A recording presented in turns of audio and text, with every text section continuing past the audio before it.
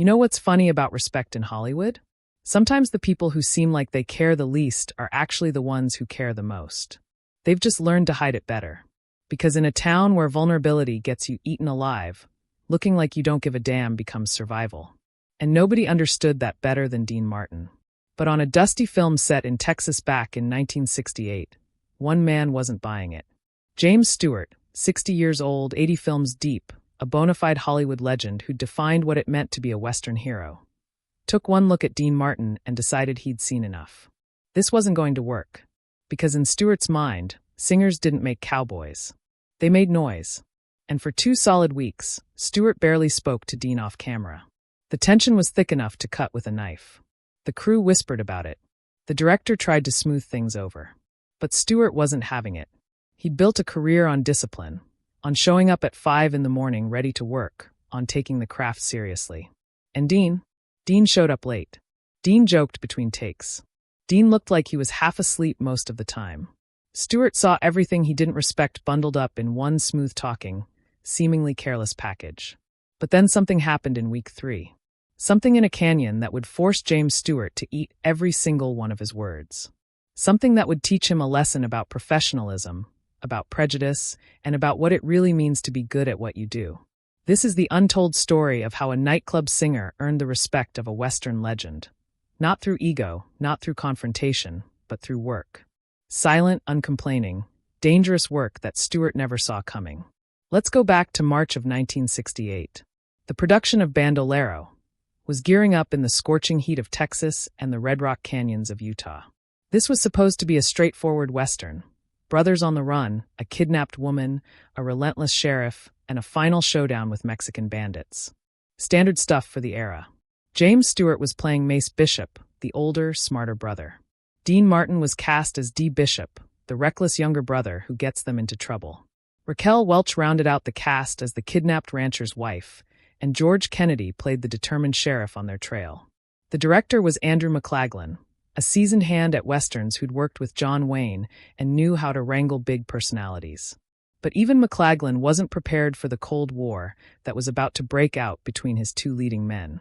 From day one, Stewart made his feelings clear, not through confrontation, but through absence.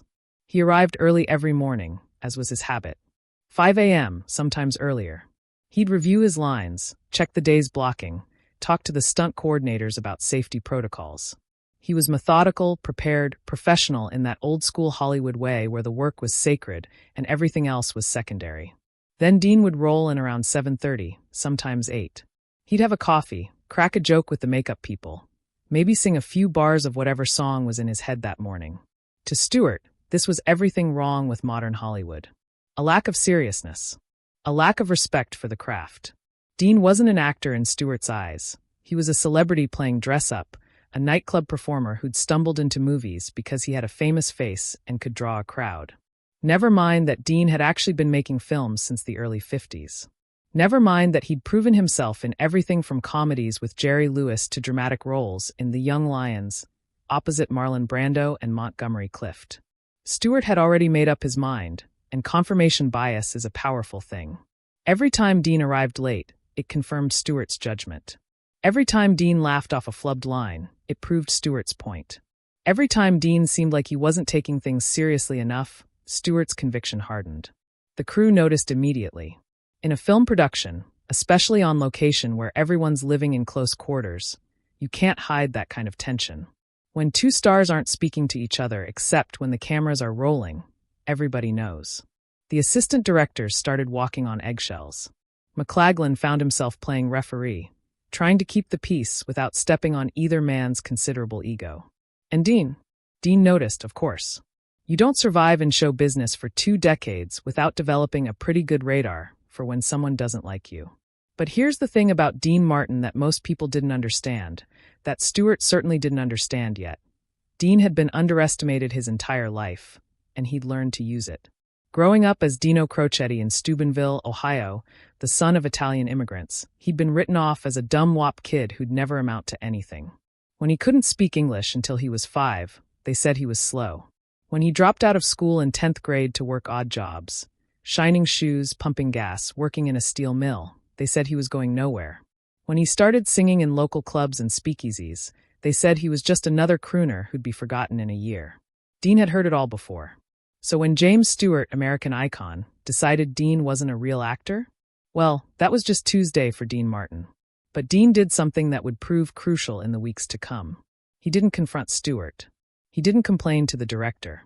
He didn't pull rank or throw his considerable star power around. He just showed up and did the work. Every single day, no matter what the weather, no matter how difficult the scene, no matter how dangerous the stunt, Dean was there. And slowly, very slowly, Stewart started to notice things that didn't fit his narrative. The first crack in Stewart's armor came during a fight scene in week 2. It was a brutal sequence where Dean's character, Dee, gets into a barroom brawl with several of the pursuing posse members. The scene called for Dean to be thrown against a wall, slide down it, get dragged back up, and thrown again. It was physical, it was exhausting, and it required multiple takes to get the angles right. The stunt coordinator had set up crash pads and safety protocols. But even with protection, getting slammed into a wall repeatedly takes a toll. They did the first take. Dean hit the wall hard, slid down, popped back up. McLaglen called cut. The angle wasn't quite right. They reset. Second take. Dean hit the wall again, this time even harder because he'd gotten the timing better with the stunt performers. Cut. Reset. By the fourth take, Dean had hit that wall so many times that the stunt coordinator came over to check if he wanted to break for a few minutes. Let the bruises settle. Dean waved him off with a joke, something about how he'd had rougher nights at the Copa, and asked if they could go again while the light was still good. Stewart watched this from his position near the camera. He'd done enough westerns to know how much those impacts hurt, padding or not. He'd taken his share of falls and slams over the years. And here was Dean Martin, the nightclub singer who supposedly didn't take acting seriously, voluntarily slamming himself into a wall over and over without a single complaint, actually pushing to do more takes to get it right while the light was good. That was a professional talking. That was someone who understood that filmmaking is about capturing the moment when all the elements align, and sometimes that means pushing through pain and discomfort to get the shot. It was the kind of thing Stewart himself would have done, had done countless times. But he wasn't ready to revise his opinion yet. One good day didn't erase 2 weeks of what Stewart saw as unprofessional behavior. Maybe Dean was just having a good day. Maybe he was showing off because he knew Stewart was watching. Stewart filed it away but kept his distance. Then came week 3. They moved to the canyon locations in Utah, Glen Canyon and Kanab Canyon, stunning red rock formations that would provide the dramatic backdrop for the film's climactic sequences. This was where the real work would happen. This was where the brothers would be riding hard, crossing rivers, navigating treacherous terrain, with the bandoleros closing in from one side and the sheriff's posse from the other. This was where you found out who could actually handle themselves in a western and who was just faking it with camera tricks and stunt doubles. Stewart was in his element here. He'd been riding horses since childhood, had done most of his own stunts throughout his career, and felt more at home on a horse in rough country than he ever did at a Hollywood party. This was real cowboy work, the kind of thing that separated the actors from the posers. Dean, meanwhile, had arrived that morning looking typically unconcerned, coffee in hand, joking with Raquel Welch about something or other, seemingly oblivious to the challenging day ahead.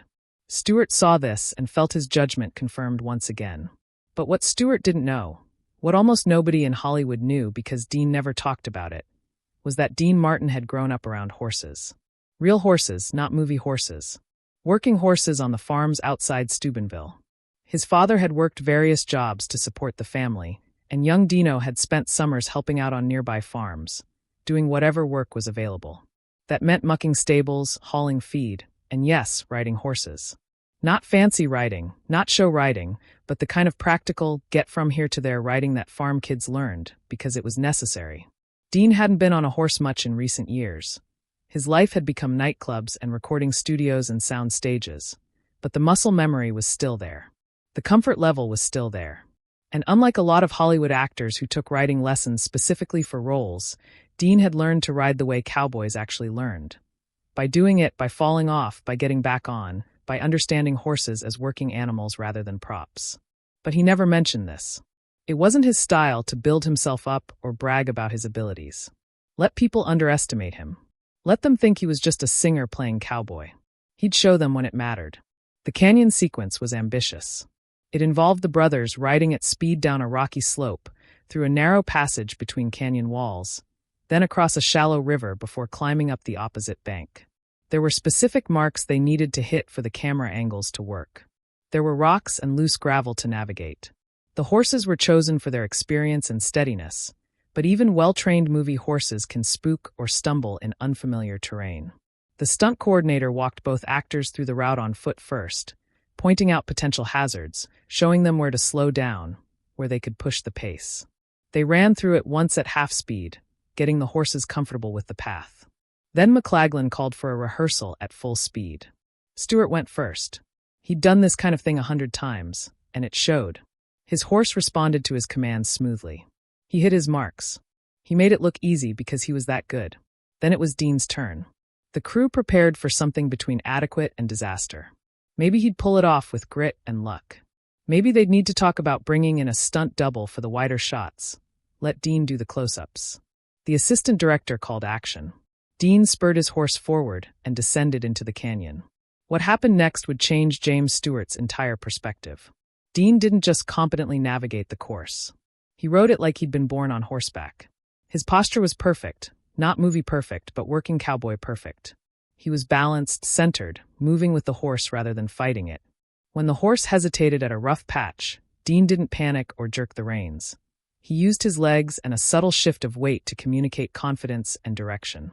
The horse responded and moved through it smoothly. He hit the narrow passage at speed, trusting his horse and his own judgment of the clearances. He splashed through the river, water spraying, and drove up the opposite bank without the horse breaking stride or losing footing on the slick rocks.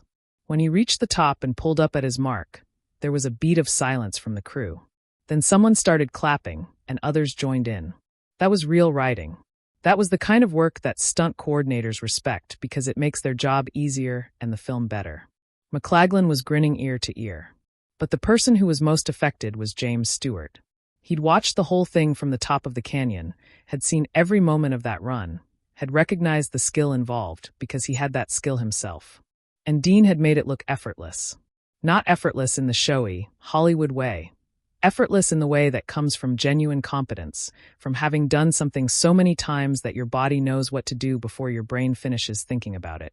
Stewart walked over to where Dean was dismounting, checking his horse, making sure the animal was okay after the run. Another mark of someone who actually knew horses, who understood that your first responsibility after a hard ride was to the animal who'd carried you. For the first time in 3 weeks, Stewart initiated a conversation that wasn't about the scene. He said something like, "Where'd you learn to ride like that?" Dean, being Dean, deflected with humor. "Something about Ohio having horses too," said with that characteristic half-smile that could mean anything or nothing. But Stewart pressed. He wanted to know. And slowly, without making a big deal of it, Dean mentioned the farms, the summers, the work. Not as a brag, not as a defense. Just as fact. Stewart learned something in that moment that would sit with him for a long time. But the real turning point was still to come. The canyon work was scheduled for several days, and each day brought new challenges. On the third day in the canyon, they were filming a sequence where the brothers have to navigate an especially treacherous stretch. Loose shale on a steep descent, the kind of terrain where one wrong step could send horse and rider tumbling. The stunt coordinator had walked it multiple times, had marked the safe path, had briefed both actors extensively. They did several takes from different angles, building up the coverage McLaglen needed to cut the sequence together. It was late in the day, the light starting to turn golden, when McLaglen decided he wanted one more take from a wider angle to really capture the scope and danger of the landscape. They reset to the top of the descent. The light was perfect but fading fast. They'd have maybe 10-15 minutes of this magic hour glow before it was gone. Stewart and Dean lined up their horses. The assistant director called action. They started down the slope side by side, picking their way through the shale as planned. Stewart's horse was doing fine, steady and confident. But about halfway down, Dean's horse stepped on a loose rock that shifted under its hoof. The horse stumbled, caught itself, but its next step landed on more unstable ground. The animal's front legs started to go out from under it, and suddenly horse and rider were sliding sideways in the loose rock, momentum carrying them toward the edge of the path where the slope dropped away more steeply into a rocky wash 15 feet below. This is where training takes over, where instinct kicks in before conscious thought. What happened next took maybe 3 seconds, but would be analyzed and discussed by everyone who witnessed it for years afterward. Dean didn't panic, didn't freeze, didn't bail off the horse to save himself. In one fluid motion, he shifted his weight back and to the side opposite the slide, giving the horse something to balance against.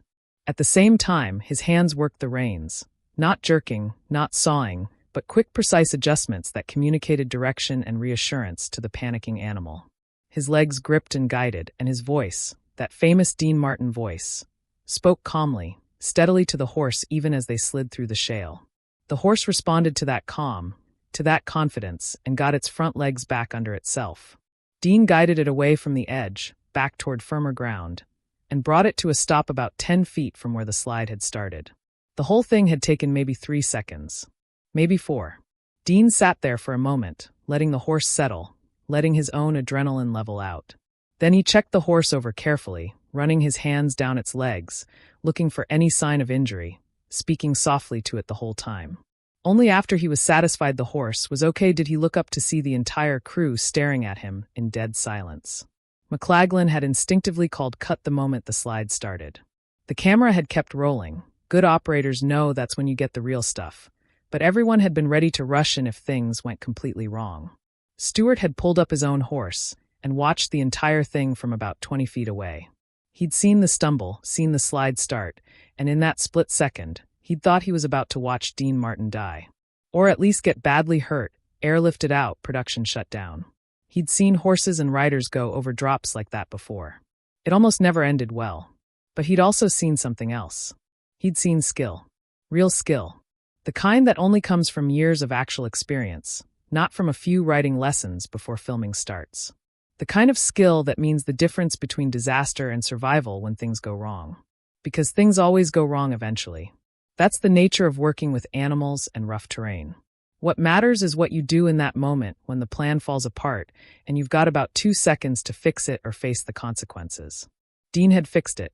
Had done exactly what needed to be done, nothing more, nothing less, with a calm professionalism that Stewart recognized because he possessed it himself. After Dean had checked his horse and confirmed it was okay to continue, McLaglen came over to ask if he wanted to call it a day, maybe bring in a stunt double for this particular shot given what had just happened. Dean declined. The light was still good. The horse was fine. He was fine. Let's get the shot while we have it. They reset and did the take again. This time both horses made it down without incident, and McLaglen got his shot. But everything had changed. When they wrapped for the day and headed back to base camp, Stewart made a point of walking with Dean. They talked about horses, about Ohio and Pennsylvania, about growing up in that pre-war America where rural and urban weren't so separated, where even city kids knew country skills. They talked about the difference between writing for movies and writing for work. Stewart had assumed he was talking to a novice who'd learned just enough for the role. Instead, he found himself talking to someone who understood horses the same way he did. Not as trained props, but as partners in the work, as living creatures with their own thoughts and fears and capabilities. That conversation continued over the next several days as they finished the canyon sequences. The Cold War was over. Stewart started arriving at the makeup trailer when Dean was there, started sitting with him at lunch, started actually talking during the downtime between setups. And the more they talked, the more Stewart's initial judgment crumbled. He learned that Dean's apparent lateness wasn't about lack of professionalism, it was about energy management. Dean had figured out early in his career that he performed best when he wasn't over-prepared, when he kept things loose and spontaneous. So he didn't arrive 3 hours early to over-rehearse. He arrived when he needed to be there, and when he got there, he was ready to work. Stewart learned that Dean's joking between takes wasn't about not taking the work seriously. It was about keeping the atmosphere relaxed, keeping everyone's stress levels down, making the long days of filming more bearable. A loose crew makes fewer mistakes than a tense one. Dean had figured that out working countless live TV shows where tension could kill a performance. Stewart learned that Dean's apparent casualness masked an intense perfectionism that simply expressed itself differently than Stewart's own. Dean didn't show up at 5 a.m. to prepare because he'd already prepared. He'd learned his lines, understood his character, knew what he was doing. He just didn't make a show of it. In many ways, Dean's approach was more efficient. Why spend 3 hours sitting around waiting when you could spend that time resting, staying fresh, so that when you did work, you brought full energy. It was a different philosophy, but Stewart was beginning to see it was no less professional. There was one evening, after a particularly long day of shooting, when the canyon location became a kind of confessional. They were sitting by a campfire. Not for the movie, just because someone had built one and people had gravitated toward it after wrap, not quite ready to head back to their hotels and be alone. Dean and Stewart ended up sitting together, and maybe it was the firelight, maybe it was the exhaustion, maybe it was just that they'd broken through to something real, but Dean opened up in a way he rarely did. He talked about growing up poor, about the assumptions people made about him because of his background, about how he'd learned early that if people knew you cared too much, they could hurt you. So he developed this persona, the casual drunk, the guy who didn't take anything seriously, the performer who looked like he'd just rolled out of bed and wandered onto stage. It protected him. It meant that when people dismissed him, it didn't hurt as much because he'd expected it. But it also meant people underestimated him constantly. And Dean had made peace with that because underestimated men have less to lose. Stewart listened to this and recognized something he hadn't expected. He recognized himself. Not the circumstances, but the core truth. Stewart had his own armor, his own way of protecting himself. His was the awshucks everyman persona, the humble small-town guy who just happened to become a movie star. It kept people from seeing how ambitious he actually was, how much he cared about his career and his performances, how much rejection or criticism could hurt. They both wore masks. They just wore different ones. Stewart admitted that he'd judged Dean unfairly, that he'd seen the surface and assumed that was all there was, that he'd been wrong. Dean, being Dean, deflected the apology with a joke, something about how Stewart wasn't the first person to think a singer couldn't be a real actor and wouldn't be the last. But then he said something that Stewart would remember for the rest of his life. He said that the people who need to prove themselves constantly are usually the ones most insecure about their abilities. The people who are actually good at what they do don't need to announce it. They just do it. And if others notice, fine. If they don't, that's fine too. The work is the work, regardless of who's watching or what they think. That philosophy, so different from Stewart's own approach, but so effective in its own way, struck Stewart as profound. He'd spent his career carefully building a reputation, carefully choosing roles, carefully managing his image. Dean had apparently just done good work and let the chips fall where they were. Neither approach was wrong. They were just different paths up the same mountain. The rest of the filming went smoothly. The relationship between Stewart and Dean on screen became more natural, more genuine, because the relationship off screen had shifted. You can feel it if you watch the film closely. There's a warmth between the brothers in the later scenes that wasn't quite there in the early filming. McLaglen, who'd been worried about the tension derailing his production, was relieved and pleased. He'd gotten better performances than he'd hoped for because his actors had found something real to work with. When Bandolero wrapped, Stewart and Dean stayed in touch. Not close friends, they moved in different social circles, had different lifestyles, but there was mutual respect now, genuine affection. They'd talk occasionally, run into each other at industry events, always with warmth. And Stewart would occasionally mention Dean in interviews when asked about his favorite co-stars or most memorable collaborations. But the real impact of what happened in that Texas canyon wasn't fully evident until years later. In 1978, a decade after Bandolero, Stewart did an extensive interview as part of a retrospective on his career. The interviewer asked about surprising experiences, about times when his expectations were overturned. Stewart talked about several things, but he kept coming back to Dean Martin. He said, and this is close to a direct quote, "You know who surprised me? Dean Martin. I thought he was just a nightclub act. Turned out he was one of the best professionals I ever worked with. He taught me that the way someone arrives doesn't determine the work they do." That's an extraordinary admission from someone of Stewart's stature. To publicly acknowledge that he'd been wrong, that he'd judged someone unfairly, that he'd learned something important from someone he'd initially dismissed. It speaks to Stewart's character that he could say that, but it also speaks to the impact Dean had made. Stewart went on in that interview to talk about the canyon incident, about watching Dean save himself and his horse through sheer skill and calm in a moment of real danger. He said it was one of the most impressive pieces of horsemanship he'd ever witnessed, and he'd worked with a lot of cowboys over the years, real ones and movie ones. Coming from James Stewart, that was high praise indeed. The lesson Stewart learned, That talent doesn't always announce itself, that some of the most capable people are the ones who look like they care the least, stayed with him. He became less quick to judge, more willing to look beneath the surface, more open to different working styles and approaches. In later films, he worked with actors who had very different methods and personalities than his own, and he approached them with more openness than he might have before meeting Dean. Dean, for his part, probably never thought much about the whole thing after it was over. That was his way. He'd proven himself, earned respect from someone whose respect mattered, and moved on to the next job. There were always more songs to sing, more films to make, more stages to play. Looking back, spending energy on past slights or victories wasn't something that interested him much. He lived in the present, did his work, and let the past be the past. But the story of what happened during Bandolero became one of those legends that circulated in Hollywood, the kind of story that stunt coordinators and old-time crew members would tell young actors coming up.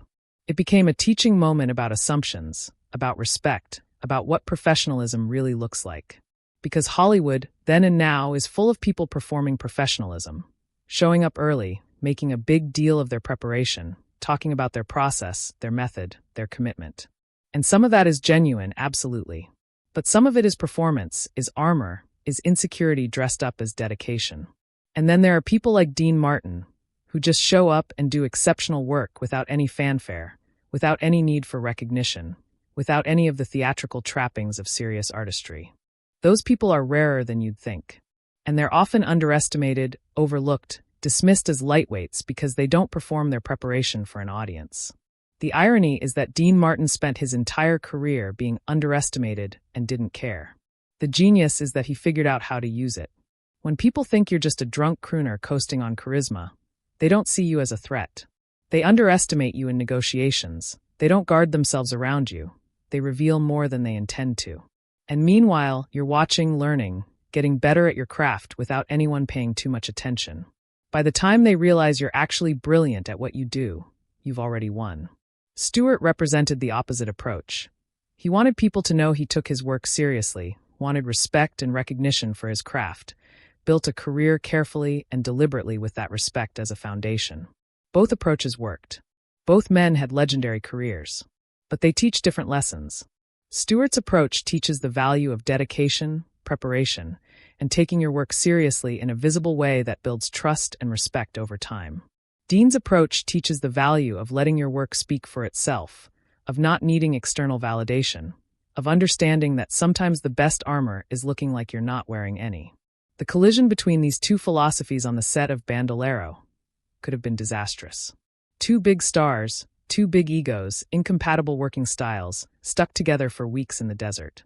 It had all the ingredients for a legendary Hollywood feud, the kind that would be written about in memoirs and documented in behind-the-scenes tell-alls. Instead, it became a story about growth, about looking past surfaces, about earning and giving respect. That's largely because of Dean's refusal to engage in ego combat and Stewart's willingness to revise his judgments when presented with evidence that contradicted them. Neither man was perfect. Stewart could be rigid and judgmental. Dean could be distant and difficult to read. But when it mattered, when the chips were down in that canyon with a horse sliding toward disaster, character revealed itself. And the character that revealed itself was someone Stewart couldn't help but respect. There's a broader lesson here about creative collaboration and what we value in collaborators. We tend to value visible markers of dedication. The person who arrives first and leaves last, who talks about their preparation, who makes their seriousness obvious. And often, those are indeed dedicated, serious people worthy of respect. But sometimes we miss the people who are just as dedicated, just as serious, but who express it differently. The person who arrives exactly when needed and is somehow perfectly prepared. The person who keeps things light, but delivers when the cameras roll. The person who makes difficult work look easy because they're actually that good. We've been trained to respect struggle, to believe that if something looks easy, it must not have taken much work. But often the opposite is true. Making something look easy is harder than making something look hard. It requires such complete mastery that all the technical struggle disappears, leaving only the essence of the performance or the skill. Dean Martin spent his career making things look easy. Singing, acting, performing live TV with no rehearsal, doing multiple takes of dangerous scenes without complaint. It all looked effortless because he was that good and because he deliberately cultivated an image of casualness. But effortless doesn't mean easy. It means the hard work happened somewhere you weren't looking. In preparation you didn't see, in decades of experience that taught him what mattered and what didn't, in a bone-deep understanding of his crafts that let him improvise and adapt without visible stress. Stewart eventually understood this. It took watching Dean nearly die and save himself through pure skill. It took conversations by firelight after long days. It took setting aside his preconceptions and actually seeing the person in front of him. But he got there, and he was big enough, secure enough in his own legendary status, to publicly acknowledge that he'd been wrong and that he'd learned something valuable. That takes character. A smaller person would have quietly revised their opinion, but never admitted the initial misjudgment. Stewart didn't just revise his opinion. He told the story, gave Dean credit, used his own initial prejudice as an example of how we can all be blind when we think we know better. The world of Bandolero itself, a Western about brothers on the run, about redemption and loyalty, about finding honor in difficult circumstances, became a kind of mirror for what was happening behind the scenes. The characters were learning about each other, and so were the actors. The story was about setting aside differences to survive, and that's what the production became. It's one of those cases where the making of the film was almost as interesting as the film itself. Not because of scandal or disaster, but because of growth, because of human beings finding unexpected common ground, because of respect earned rather than assumed. Bandolero itself was moderately successful when it released in June 1968. Critics were mixed. Some praised the performances and the scenery. Others found the plot predictable. It made money but wasn't a massive hit. Today it's remembered as a solid mid-tier Western from an era full of them, notable mainly for its cast and some spectacular location photography. But for the people who made it, particularly for James Stewart and Dean Martin, it meant something more. It was where prejudice met proof and proof won. Where assumptions met reality and reality won. Where two very different approaches to the same craft found mutual respect. The entertainment industry, then and now, is full of egos and assumptions. We make rapid judgments about people based on limited information. Their reputation, their background, their apparent attitude, how they present themselves. And sometimes we're right. But sometimes we're catastrophically wrong. Sometimes the person we've written off as a lightweight is actually carrying more weight than we can see. Sometimes the person who seems like they don't care is actually carrying so much they've had to develop defense mechanisms to protect themselves. Sometimes the singer is also a cowboy. The real skill, the real growth, comes in recognizing when our assumptions are wrong and having the humility to revise them. Stewart did that. He walked into Bandolero, certain that Dean Martin was a nightclub act playing cowboy, unserious and unprofessional. He walked out knowing that Dean was one of the best he'd ever worked with. That's growth. That's wisdom. And it's a reminder that we should all be careful about judging books by their covers, especially in creative fields where there's no one right way to approach the work. Dean Martin died in 1995 on Christmas Day of acute respiratory failure. He was 78 years old. His last years had been quiet, withdrawn. He'd been devastated by the death of his son Dean Paul Martin in a plane crash in 1987 and never really recovered. He stopped performing shortly after, retired from public life, spent his final years in private grief. The world mourned the king of cool, the man who'd made everything look easy, who'd seemingly lived life on his own terms and enjoyed every minute. James Stewart had died the year before, in 1997, of a heart attack at age 89. He'd remained active almost to the end, still respected, still beloved, still the everyman hero even in old age. When news of Dean's death reached the Hollywood community, many of the old-timers, directors, actors, crew members who'd worked with him over the years, shared their memories. And more than one person mentioned Bandolero, mentioned the Canyon incident, mentioned James Stewart's quote about being surprised by Dean's professionalism. It had become part of the legend, part of how people understood Dean Martin beyond the persona. That he was more than the image, more than the jokes and the apparent casualness. That beneath the performance of not caring was someone who cared deeply but had learned to hide it, had learned that armor comes in many forms and his was indifference. The story endures because it touches something universal. We've all been underestimated. We've all had moments where someone dismissed us based on surface impressions, where we had to prove ourselves to someone who'd already decided we weren't good enough. Sometimes that's motivating. Sometimes it's crushing. Dean's approach: do the work regardless, prove yourself through action not words, and don't waste energy on those who won't see you anyway, is one strategy. Stewart's eventual approach: stay open to being wrong, look deeper, revise judgments when evidence demands it, is another. Both have value. Both teach us something. The collision between them teaches us even more. In the end, what happened in the canyons of Utah during the filming of Bandolero was a small moment in the grand scheme of Hollywood history. Two actors on one film, a near accident that became a teaching moment, a professional relationship that shifted from cold to warm. Not the stuff of major scandal or legendary feuds. Just human beings learning to see each other more clearly. But those small moments matter. They ripple outward. Stewart carried that lesson forward into other collaborations, other relationships, approached people with more openness. The crew members who witnessed it carried the story forward, told it to younger crew members, used it as an example of what professionalism really looks like.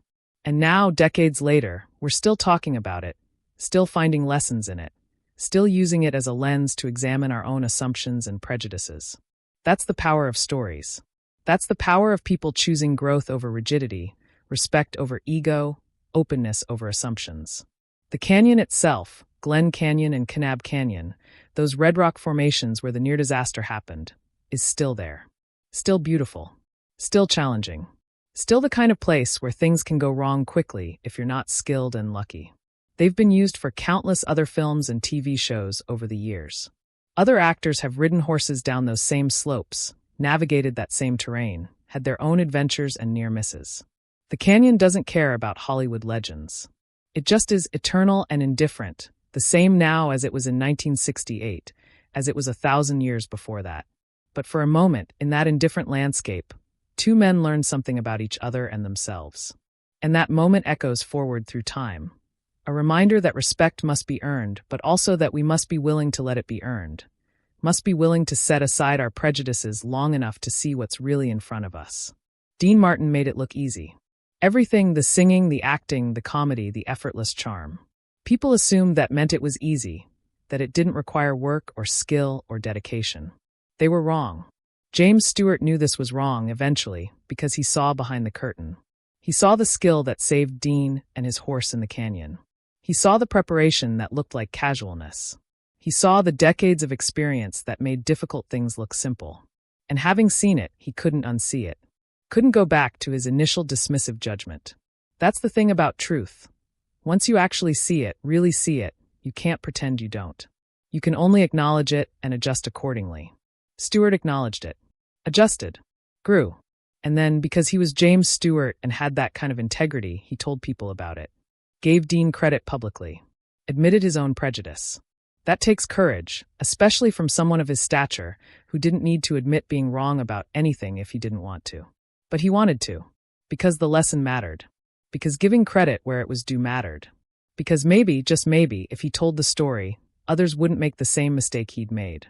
So here we are, decades later, still learning from what happened in a Texas canyon in 1968.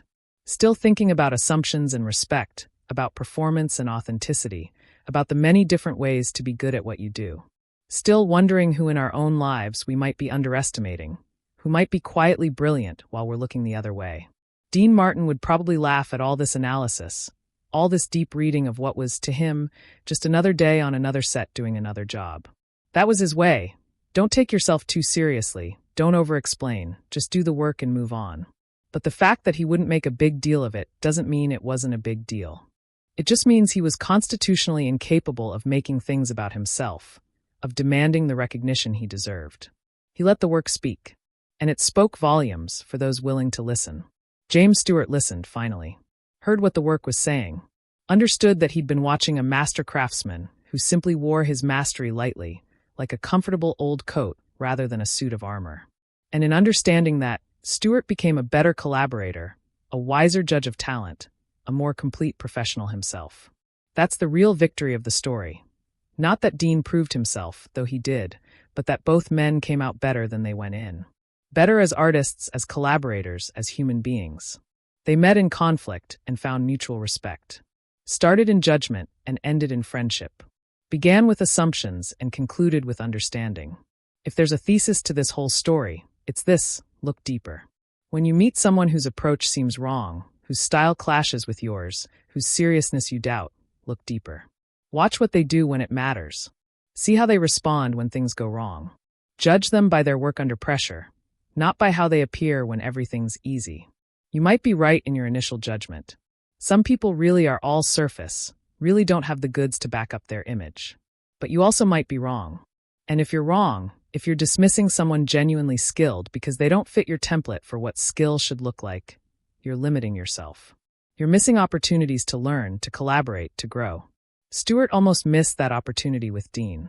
For 2 weeks, he was so certain of his judgment that he couldn't see what was right in front of him. It took a near disaster to force him to look with clear eyes. Don't wait for a disaster. Look with clear eyes from the start. Stay open to being surprised. Assume that people who've had long, successful careers probably have something going for them, even if you can't immediately see what it is. Give people the chance to earn your respect rather than requiring them to prove themselves against your prejudices before you'll even consider respecting them. These lessons seem obvious when written out like this. Of course we should look deeper. Of course we shouldn't judge books by covers. Of course we should stay open to being wrong. But in practice, in the heat of the moment, when we're tired and stressed and someone's doing things differently than we think they should be done, we forget. We judge. We assume. We close off. Stewart forgot, judged, assumed, closed off. Then reality intervened. A horse stumbled. Skill revealed itself. And Stewart, to his credit, paid attention. Saw what was there to be seen. Revised his understanding. That's the best we can do. Notice when we're wrong, acknowledge it, adjust. Learn and grow. The alternative is staying locked in our initial judgments no matter what evidence emerges, defending our prejudices rather than examining them, choosing ego over truth. That path leads nowhere good. Stewart chose the other path. And in choosing it, he gave us a story worth telling, a lesson worth learning, a reminder that respect earned through demonstrated skill is the deepest kind. Dean Martin earned James Stewart's respect in a Utah canyon in 1968, through work and skill and calm in a crisis. And that respect, once earned, never wavered. When Stewart spoke about Dean in later years, it was always with warmth, with admiration, with the special regard we have for people who've surprised us in the best possible way. That's the power of looking like you don't care while actually being exceptional. People's respect, when you finally earn it, is profound. Because they didn't want to give it to you. They were looking for reasons to dismiss you. And you won them over anyway, not through argument or self-promotion, but through undeniable demonstration of skill when it mattered most. That's what Dean did. That's what changed Stewart's mind. And that's why, more than 50 years later, we're still talking about what happened when a singer and a cowboy met in a canyon and discovered they were both more than they appeared.